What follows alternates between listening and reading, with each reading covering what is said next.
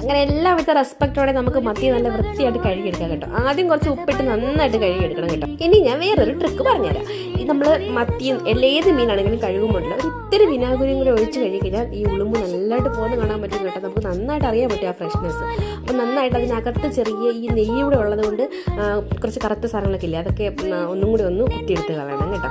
എന്നിട്ട് വരാന്ന് വരച്ച് കൊടുക്കണം. ഇങ്ങനെ കുറേ വരയിട്ട് കഴിഞ്ഞിട്ട് അതിനകത്തോട്ട് നല്ലതായിട്ട് മുളക് പൊടിയും ഈ വരയിട്ട് കഴിഞ്ഞാൽ ഒന്നുകൂടി കഴിയും കേട്ടോ. എനിക്കറിയാം ഒരു ബ്ലഡിൻ്റെ ഒരു ഇതുപോലെ തോന്നും.